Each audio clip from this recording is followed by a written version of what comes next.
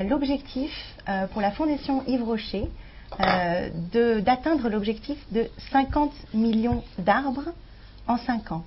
Est-ce que vous pourriez nous en dire davantage sur cette annonce de taille? C'est très simple, c'est d'abord une rencontre, une rencontre avec une femme tout à fait remarquable qui est Madame Wangari Maathai. J'ai rencontré il y a maintenant plus de 2 ans.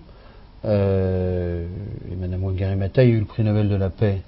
Justement, elle est originaire du Kenya. Et pourquoi a-t-elle reçu le prix Nobel de la paix? Parce qu'elle avait planté 35 millions d'arbres.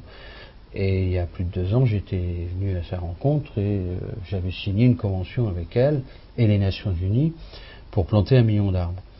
Ce qui est intéressant aujourd'hui, c'est que nous en sommes quasiment à 7 millions d'arbres. Et c'est vrai que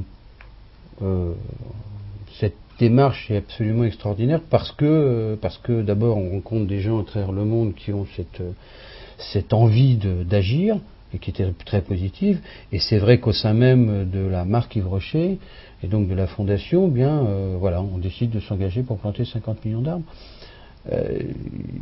C'est beaucoup et pas beaucoup à la fois. Donc j'espère faire plus. Oui.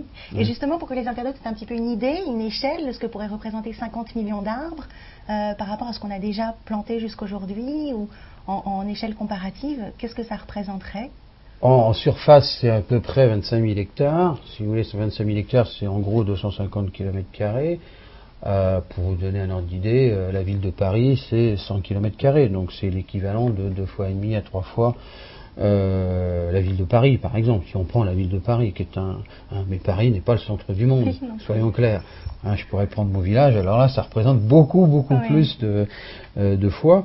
Ce qui est important là-dedans, bien sûr, les chiffres sont importants, mais c'est surtout les actions qui sont en rapport avec une nécessité locale. Alors, ça peut être très bien en France, comme on le fait, dans les Landes, ou au Sénégal, au Burkina Faso, dans divers pays du monde. D'accord.